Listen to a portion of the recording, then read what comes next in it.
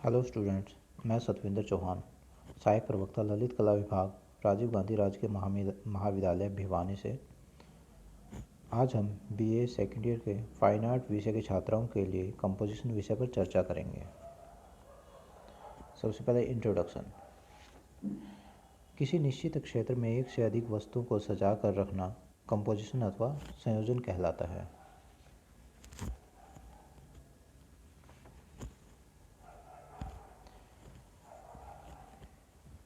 संयोजन कंपोजिशन का निर्माण इन सभी के योग से संभव है। Line, form, colour, tone, texture और स्पेस। लाइन रेखीय दृष्टि भ्रम पैदा करने वाली रेखाएं। लंबवत रेखाएं जमीन से जो 90 डिग्री के कोण बनाती हुई रेखाएं होती है लंबवत रेखाएं कहलाती हैं। जमीन के समांतर पड़ी हुई रेखाएं कर्णवत रेखाएं 90 डिग्री से कम का कोण बनाती हैं। कोणीय रेखाएं, पुंजीय रेखाएं, समांतर रेखाएं व लयात्मक रेखाएं। सेकेंड, रूप, फॉर्म। फॉर्म को हम first organic revolution of matter के नाम से भी जानते हैं। आकार के प्रारंभिक रूप वृत्ताकार, आयताकार, त्रिभुजाकार और बेलनाकार हो सकते हैं। आकार फॉर्म का विभाजन दो प्रकार से किया जा सकता है। सृजित रूप यानी सम विभाजन और विषम विभाजन। दूसरा, प्राकृतिक रूप, यथार्थवादी रूप, आदर्शवादी रूप, अमूर्तवादी रूप व अलंकारिक रूप आदि। पॉइंट नंबर 3, कलर, वर्ण, रंग जिसको हम कहते हैं। टाइप्स ऑफ कलर में प्रथम यानी primary colour red, blue, yellow. द्वितीय यानी सेकेंडरी कलर में ऑरेंज, ग्रीन और मॉव कलर आते हैं। उसी प्रकार से हम गर्म रंग व ठंडे रंगों में इनको डिवाइड करते हैं। गर्म रंग में रेड और ऑरेंज और ठंडे रंग में ब्लू और ग्रीन। पॉइंट नंबर 4, टोन जिसको हम तान भी कहते हैं। किसी भी रंग के गहरेपन या हल्केपन को टोन कहते हैं। टोन 3 प्रकार से होती है, लाइट टोन, मिडल टोन और dark tone. Next, texture. Point number 5, texture जिसको हम पोत भी कहते हैं। किसी भी वस्तु को देखने से तथा स्पर्श करने से जो अनुभूति होती है उसी गुण को धरातल का गुण कहते हैं। यही धरातलीय गुण पोत अथवा टेक्सचर कहलाता है। पोत को हम स्पर्श करके और नेत्र द्वारा ज्ञान कर सकते हैं, नेत्र द्वारा उसको ऑब्जर्व कर सकते हैं। टेक्सचर दो प्रकार का होता है, नेचुरल टेक्सचर और create texture. Natural texture means प्राकृतिक टेक्सचर जो ऑलरेडी उसके ऊपर होता है। एक क्रिएट टेक्सचर होता है जिसको हम क्रिएट करते हैं, जिसको हम कलर के द्वारा भी क्रिएट किया जा सकता है और उसको हम डिफरेंट मीडियम के द्वारा उसको हम प्लेन सरफेस के ऊपर क्रिएट कर सकते हैं। लास्ट पॉइंट, अंतराल जिसको हम स्पेस भी कहते हैं। जिस धरातल पर चित्र निर्माण की प्रथम कल्पना की जाती है वह अंतराल कहलाता है, जिसको हम स्पेस कहते हैं।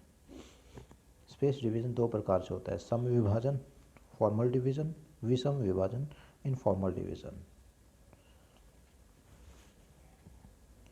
चित्र संयोजन के सिद्धांत। Elements of painting composition, unity, rhythm, proportion, balance, harmony और डोमिनेंस। फर्स्ट, यूनिटी जिसको हम एकता भी कहते हैं।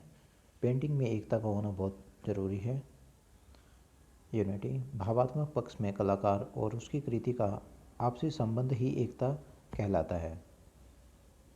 तकनीकी दृष्टि से चित्र में कला तत्वों line, form, colour, tone, texture और स्पेस के माध्यम से चित्र में मूलभूत भावना को निरूपित करना ही एकता कहलाता है। कला तत्वों के माध्यम से चित्र में एकता स्थापित करना। रंग, कलर और टोन द्वारा एकता स्थापित की जा सकती है। टेक्सचर द्वारा पेंटिंग में, चित्र में एकता स्थापित की जा सकती है, उसमें एकता बनाई जा सकती है। सेकंड पॉइंट अपना आता है रिदम जिसको हम लय भी कहते हैं। लय, गति अर्थात प्रवाह। पेंटिंग में एक अच्छे चित्र में रिदम का होना बहुत ज़रूरी है। सर्वप्रथम दर्शक की दृष्टि सबसे प्रभावशाली बिंदु पर जाती है। इसके बाद क्रमिक महत्वानुसार दृष्टि घूमती है। जिस प्रकार से चित्र में हमारी दृष्टि एक जगह से दूसरी जगह पर जाती है, दृष्टि के इसी घूमने के क्रम को चित्र में लय कहते हैं। लय को हम पेंटिंग में, चित्र में रेखाओं द्वारा उत्पन्न कर सकते हैं। आकार द्वारा और रंगों द्वारा लय को उत्पन्न किया जा सकता है। पॉइंट नंबर 3 प्रोपोर्शन अनुपात अथवा प्रमाण। प्रमाण को संबद्धता का सिद्धांत भी कहा गया है। 16वीं सदी के महान मूर्तिकार व चित्रकार माइकल एंजेलो के अनुसार मानव आकृति को 8 तालों से निर्मित किया गया है, जबकि शिल्प शास्त्र में 7 ताल से बनाया गया है। पुरुष की गर्दन 4 अंगुल और स्त्री की गर्दन 6 अंगुल मानी गई है। स्त्री की लंबाई पुरुष के कंधे तक मानी गई है। अलग अलग आयु के अलग अलग लंबाई बताई गई है। 1 वर्ष का बच्चा 4 ताल, 3 वर्ष का बच्चा 5 ताल, 5 वर्ष का बच्चा 6 ताल, 10 से 15 साल का बच्चा 7 ताल, 15 वर्ष से अधिक 8 ताल बताया गया है। बैलेंस संतुलन। संतुलन कला सृजन का वह सिद्धांत है जिसके अनुसार चित्रण के सभी तत्व इस प्रकार व्यवस्थित हों कि उनका भार समस्त चित्र तल पर समुचित रूप से वितरित रहे। रेखा द्वारा चित्र में संतुलन बैलेंस बनाना, आकार द्वारा बैलेंस बनाना चित्र में, रंग द्वारा, स्पेस द्वारा और टेक्सचर द्वारा संतुलन स्थापित करना। पॉइंट नंबर 5 हार्मनी सामंजस्य। चित्र में एक दूसरे का मेल मिलाप ही सामंजस्य कहलाता है। पूरी पेंटिंग में एक हार्मनी बनी रहनी चाहिए। कोई भी चित्र बनाते हैं तो उसमें जो ऑब्जेक्ट हम बनाते हैं वो बिखरे बिखरे नहीं दिखने चाहिए, उसमें सामंजस्य स्थापित रहना चाहिए। चित्र में हम रेखा द्वारा सामंजस्य स्थापित कर सकते हैं, आकार द्वारा और रंग द्वारा। डोमिनेंस प्रभाविता। चित्र का वह भाग जो दृष्टि को सर्वप्रथम प्रभावित करता है वह चित्र में प्रभाविता कहलाता है। चित्र का वह भाग जिसे चित्रकार की मूल भावना का आभास हो।